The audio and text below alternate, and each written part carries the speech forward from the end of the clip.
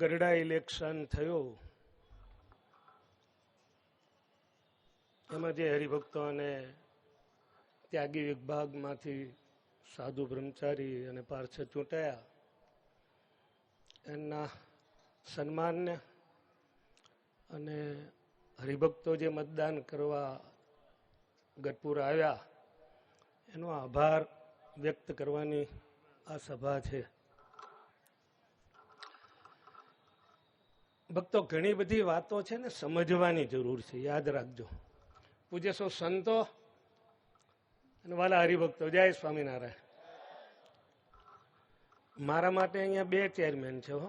અમારા વડતાલના ચેરમેન પૂજ્ય દેવસ્વામી અને લાલજીભાઈએ અને આપણે શું આ ગોટી સાહેબ, એમણે મને પાછો ગરડા મોકલ્યો હતો. એટલે બીજા અમારા હરજીવન શાસ્ત્રી એ પણ મારા માટે ચેરમેન છે. ભક્તો, ચૂંટણી સ્વામિનારાયણ સંપ્રદાયમાં ત્રણ પેઢીથી ચૂંટણી થાય છે. આચાર્ય મહારાજથી એના ત્રણ આચાર્યો થઈ ગયા. પહેલા સંપ્રદાયની અંદર ચૂંટણી થતી હતી, એમાં પણ 7 જ સભ્યો હતા. એ 7 આ બહુ શાંતિથી સમજજો. અમારા સંતો સમજે ફરગેટ, પણ ગ્રહસ્થ ખાસ સમજજો, યાદ રાખજો. આ જ્યાં સુધી ગ્રહસ્થ નહીં સમજે ને ત્યાં સુધી આ સંપ્રદાયમાં કાયમ માથાકૂટ રહે છે, એટલું યાદ રાખજો. 7 સભ્યો અને વડતાલ મંદિરના કોઠારી, આ 8નું ટ્રસ્ટી બોર્ડ છે.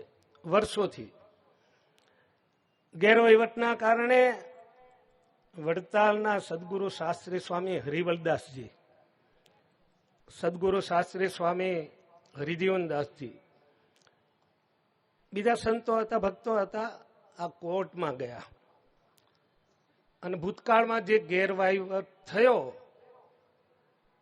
એનો કેસ ચાલ્યો અને અંતે પરિણામ આવ્યું કે હવે બોર્ડમાં ફરી ચૂંટણી થાય.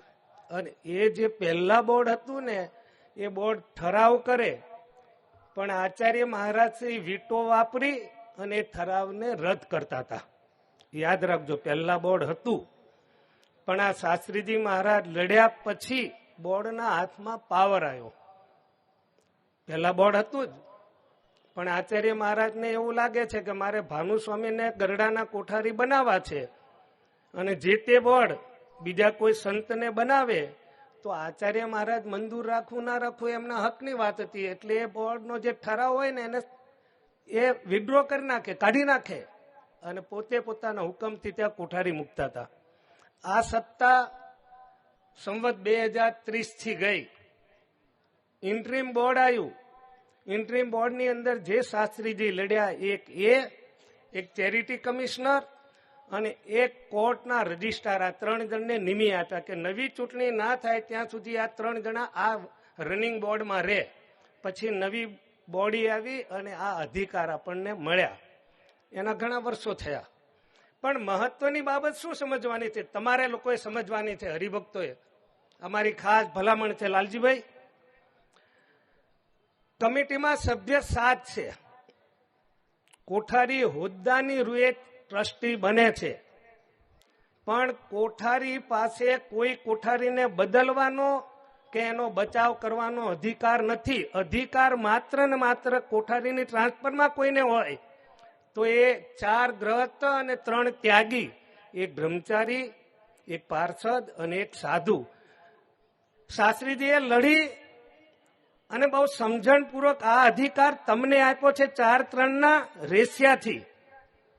એટલે તમે જેટલી તમારા હાથમાં શક્તિ હશે ને એટલું તમે કામ કરી શકશો, યાદ રાખજો. આ મહત્વની બાબત છે. બીજી ઘણી બધી વાતો થઈ. કોકે એમ કીધું છે કે મુખમ અસ્થિતિ વક્તવ્ય, મોઢું છે ને તે બોલવું, શું બોલવું એનું ભાન નહીં. પછી એ ઘણી બધી વાતો પૂજ્ય હરિપ્રસાદ સ્વામી અને બધાએ કરી છે. પણ મારી તો તમને કરબદ્ધ આ વિનંતી છે, ચૂંટાયેલા 4 હરિભક્તોને, કે તમારી બહુમતી છે, તમારે આ ધ્યાન રાખવાનું છે. એ બહુ સમજી અને શાસ્ત્રીજી મહારાજે આ ગ્રહસ્થોને બહુમતી સોંપેલી છે, યાદ રાખજો. અને વહીવટ કોના ઉપર કરવાનો છે? વહીવટ શાના ઉપર કરવાનો છે? તમે હરિભક્તો જે સંપત્તિ દાનમાં આપો છો એના કારણે ને, એટલે સ્ત્રોત તમારો હતો એટલે તમારી જવાબદારી સવિશેષ છે. મારે વધારે કે પ્રવચન નથી કરવું, ફરી પણ હું ક્યારેક કંઈ આવીશ. મને દેવસ્વામીનું આમંત્રણ લગભગ 1 મહિના પહેલા મળેલું છે કે તમારે આવવાનું છે, હું આવીશ. એ વડતાલ લક્ષ્મીનારાયણ દેવનો દ્વિશતાબ્દી મહોત્સવ છે ને એના પ્રસંગે. એટલે સત્સંગીઓ ઘણી બધી વસ્તુ શીખવાની છે, જાણવાની છે, સમજવાની છે. અને સ્વામિનારાયણ ભગવાનની વાત છે ને હૃદયમાં કાયમ જીવંત રાખવાની છે, યાદ રાખજો. એક વખત એવો આવ્યો, બાબુભાઈ જતા રહ્યા લાગે બનતા સુધી છે. બાબુભાઈના ભાઈ નાગજીભાઈ, એક સજ્જન માણસ, એક સેવાભાવી માણસ નાગજીભાઈ. એના કારણે વડતાલમાં બિનહરીફ જેવું બોર્ડ બન્યું કે આ કકળાટ ના થાય એના માટે થઈને. એનું પરિણામ શું આવ્યું? જે વિચારધારાથી માણસ લડે છે ને એના વિચાર કાયમ જીવન રહે છે, એના વહીવટમાં, એના વ્યવહારમાં, એના આચરણમાં કાયમ રહે છે. એટલે એમાં હું ઊંડો નથી ઉતરતો બહુ કે ત્યાં કેવી પરિસ્થિતિ સર્જાઈને શું થયું. એટલે મારી તો તમને કરબદ્ધ વિનંતી છે ચારે હરિભક્તોને કે બહુમતી તમારે છે, એટલે તમારે બેલેન્સ સંસ્થાનું, ગોપીનાથજી મહારાજનું જાળવી અને કામ કરવાનું છે. બાકી તો આ અમારી ત્યાગીની ચૂંટણી છે ને બહુ માથાકૂટવાળી છે, આ તમને કહી દીધું. પણ પૂજ્ય ભાનુસ્વામી, પૂજ્ય હરિજનદાસજી સ્વામી, એમની સારી નીતિ અને સમજણના કારણે આ ત્યાગી સીટમાં આટલી બહુમતીથી હરિજીવન શાસ્ત્રી અને પોપટ ભગત ચૂંટાયા. અને એના પહેલાના 2 બોર્ડની વાત કરું, કેપી સ્વામી 2 વખત ચૂંટાયા હતા. ક્યાં નૈતિકતા છે યાદ રાખજો, ક્યાં નૈતિકતા છે, કેવા વિચાર છે. માઇક ઉપર તો કોઈ ગમે એવો બકવાસ કરે. કેપી સ્વામી ચૂંટેલા હતા, એને 1 દિવસ બેસવા ના દીધા, 1 દિવસ બેસવા ના દીધો. એને અધિકાર જ નથી ચૂંટણી લડવાનો. કેપી સ્વામીને જે બોર્ડે બેસવા ના દીધા હોય એ જેનું બોર્ડ હોય એને, એ બોર્ડ વાળાના જે સભ્યો હોય કે એને જે આદર આપતા હોય, જે સમજાવીને ચૂંટણી લડવા મેદાનમાં લાવતા હોય, એને એના જીવનમાં ક્યારેક ગોપીનાથજી મહારાજ આગળ એમણે પ્રતિજ્ઞા લઈને નિયમ લેવો જોઈએ કે અમારે ક્યારે ચૂંટણી ન લડવી જોઈએ. કારણ કે તદ્દન અન્યાયથી ચાલ્યા હતા. કેપી સ્વામી ચૂંટેલા હતા, છતાં એ કેપી સ્વામીને 1 દિવસ 2 ટર્મ સુધી ના બેસવા દીધા. એટલે એ લોકોને કોઈ બોલવાનો અધિકાર નથી. એ નૈતિકતાહીન માણસો છે. સૌને જય સ્વામિનારાયણ.